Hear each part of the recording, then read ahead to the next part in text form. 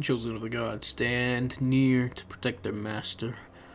As Tzeentch comes and they're gonna do some funky weird shit. Alright. Bird versus Harrison. Harrison versus Bird. Bird with his big bird. Harrison trying out some stoof. Here on the Battle of Itza. Plenty of skelly boys, some constructs, chosen as you saw earlier. The works. Necrotechs, though, I'm not too familiar with. Hardly ever see them. Exalted Lord of Change is also another one. You usually see the Herald on disc, or everyone's favorite, Kairos. And here come the shots into all these pinks, blues, no, those are all Chaos Warriors. Which will beat Skellies for a long time, I'll tell you that much.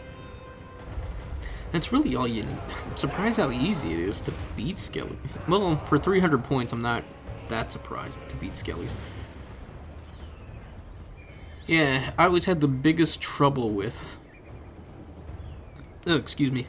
Biggest trouble with dealing with Tomb Kings, not knowing how to deal with them. With all the Stalkers and all that nonsense. And without Screaming Skull Catapults, they really don't have a way to deal with a mass amount of infantry. And especially when you're fighting against Tzeentch, it's like... Great, you can deal with the infantry. But then you have the Herald on disc, or whichever Lord caster you have, can go into the back line and just start unloading spells into your artillery, your Screaming Skulls. And it just really becomes a problem. Sorry about that, I had something really stuck in my throat. Ugh. Not only that, being able to summon Furies too is just a pain in the ass. And with the Stalkers having such limited range and speed, it's so easy for the Lord or Heralds to just run away with it. It's really strange dropping the Furies on top of these boys. Although that is a solid pink flame. Holy shit, I got a lot of units.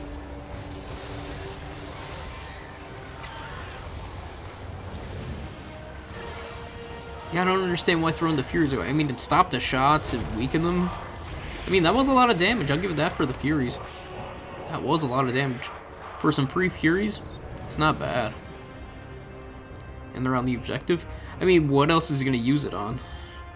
Nothing. Neither player going for the top. Harrison is up over 1,000 value now. Soon to be maybe 2,000 if he's plays his cards right. Those Chaos Words are going to clean up Tomb Guard and Skelly Boys all together, even with the healing. Oh, there are some Marauders mixed in here. Okay, never mind. It's not all Chaos Warriors. And the Vortex Beast, the ROR one, and the Sphinx too. Holy shit, there's all sorts of nonsense going on. Jeez. Oh, those blue Chaos Warriors are pretty sick. Yeah, Aeons of Fallen. Pretty solid. If you like the Mutila's Beasts, I think you'll like this one, although some say it still sucks compared to the other one. I think it's still pretty solid. They still both have the Tides of Changes. So there's double Mortis, but without healing, to me, without healing, Vortex Beast ain't shit. It can't pay for itself. Unless you're going up a straight up melee focused army. And if used right, it will probably just dominate. But it gets any unit with solid missile units, or any missile units, honestly, focusing down the Vortex Beast. It's probably going to make tops 14, maybe 1,500 value. And that's where it's going to cap out. With healing, though, you can almost triple that value. Guaranteed double. And that's with the regular Vortex. With the Aeons, though, probably the same. What you're sacrificing is 500 value. That could be another unit of Marauders, some dogs, spells, and upgrades. Who knows?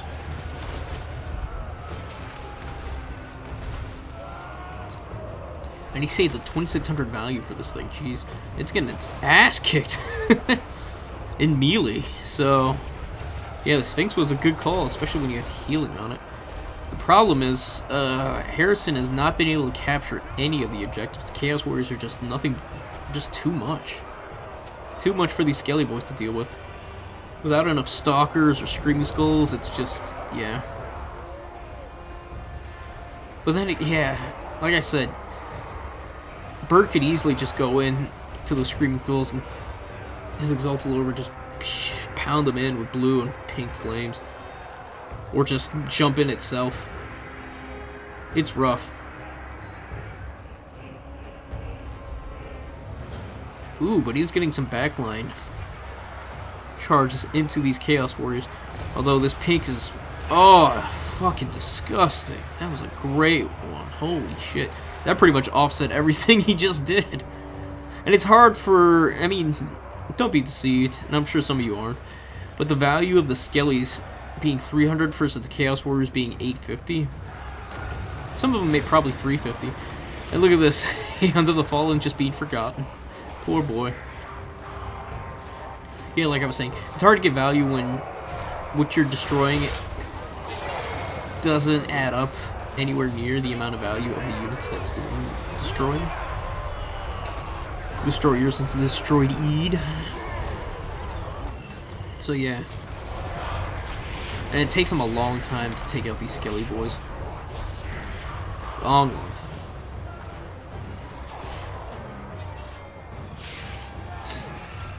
It makes me think, what could I... if I was Khorne, I probably could do this with just the same build, essentially. Just trade out the pinks for some Marauder Horsemen. Trade out the... well... is the... I don't know if Valkyrie would still probably be better. Valkyrie is just the best overall, but you could maybe Exalted Bloodthirster would be worth it. With so many Exalted, what are those? Not Exalted, but those Stalkers and Chosen of the Gods, it's pretty tough. I'm surprised the Chosen of the Gods just didn't try to just snipe the Lord, the Exalted Lord of Change. Honestly, I think that's a big misplay from Harris right there.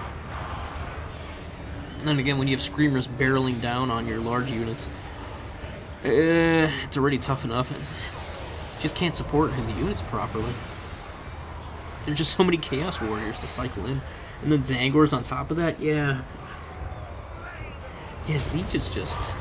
he's just tough. So yeah, I could really feel for Harrison here. It's just... not much he can really do. Tomb Kings are slow. Their armor piercing's out here. There's not a lot of arrows to deal with many of these units. There are some skirmish cav, and he hasn't really been focusing on the Exalted Lord. I think that's been the real mistake, is not shooting down that bird. But he's up so much value. That's what blows my mind. He's up so much value, yet he's so far behind. It's close in terms of units, but value so... yeah, blows my mind. I mean, to be fair, most of it's in his... Mutalith Beast that's sitting there over in the corner thinking about what it could have done, what it could have been, how it could have graduated college, made it over into Chaos University. But no. And he's got a Sphinx too, just causing terror, ripping through units. Apparently not doing enough because that doesn't have any splash damage. At least not big enough splash damage. Then you have these Chaos Warriors and Zangors just pushing away a lot of units. You got some Carrions not doing much of anything. And these boys are going to recharge a lot of their shields. Pink's firing into those Carrions in the back. Probably just trying to slow them down before they make it onto the second objective. And honestly, those skirmish cav should be on the top, or on the hill objective, trying to capture. Yeah, I think just trading out this... well, and again, if you didn't have the Sphinx... no, you could... see, that's the problem with this freaking game. A lot of units just aren't efficient for what they're... for the niche that you need them for. Like, Harrison could have easily went...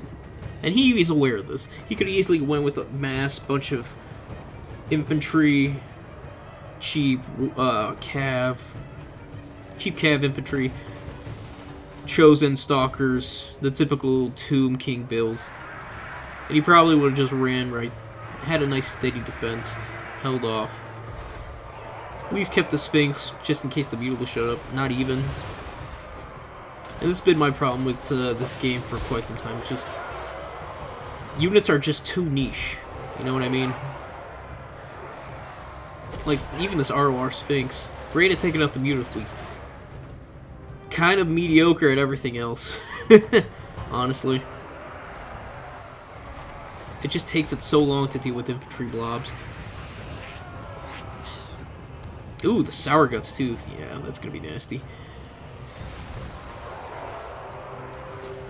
I mean, Tzeentch is great though against other missile factions too. The shields, the Protoss shields specifically, silver shields, lots of armor. Although limited in range, they are tanky as shit, and they have air superiority, so they will jump on you or burn right through you. And they got the spells to boot. So it's not like this is an easy matchup either. I think this is favored in Tzeentch. Especially if that Mutilith Beast was a regular with Kairos. Yeah, this would have been way over. That's insane. Yeah, Tzeentch is just so strong. Jeez. Gonna have to start using this build from Bird. Thanks, Bird. I'm gonna steal that one. I don't really play Tzeentch or Slaanesh. It's mainly Nurgle and Khorne for me, so I'm gonna make use of this. Or probably do something similar. Because that's the thing. That's what I hate about this. Because you can do this in Warriors of Chaos, Tzeentch, basically the same build where you have a bunch of cheap Marauders, Chaos Warriors, and a Mutilith Beast with healing. It's probably easier to do with Warriors of Chaos, seeing as how the Nurgle Caster Lord is, what, 1550? 1650, depending on how you want to go about it on horse. And just heal it up.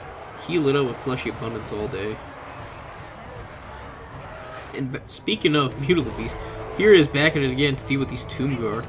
Perfect timing. I think he still has a charge. Maybe he already spent it while he wasn't paying attention, or when he finally realized and paid attention. Brought it back. Although that Sphinx is gonna finish that boy off. He's gonna recapture, but he's just so far in that points. Doesn't even matter.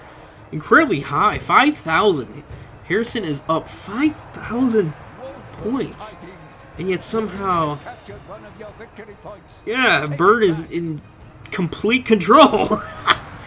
Oh man, I mean, good on both players. I mean, this isn't a very sweaty build from either of them, but it is a build. It really has me thinking, like, ugh. And none of that value's in the Vortex Beast. That's all in probably just Chaos Warriors beating down on Skellies. And the Exalted Lord Change, yeah, for sure. No Marauder Horsemen. No Flamers. No Forsaken, which I thought I would bring, but yeah, why would you? You don't need to. Yeah, it's just units being outperformed in so many different ways. Really makes Domination very weird meta right now, where armor, shields are the name of the game. And infantry. I mean, you gotta cap those points somehow, right? It's very strange, very strange. But GG's to both players. I don't want to end on a sad note, but yeah. Harrison, you fucking did great. Bird, you did just as good, if not better. I mean, obviously, because you won, but yeah, holy shit. It's really me with my head scratching. Just like, I don't know. I don't know how to really analyze this. Maybe you guys can help me out and figure out what the problem is with this meta. Especially with all this infantry. Ugh. Maybe what could be done differently. But yeah, I hope you guys enjoyed that. If you did, please like, sub, follow me here on YouTube. Come check out the stream Friday, Central Standard Time, 12 p.m. With all that said, y'all have a good one. Peace and goodbye for now.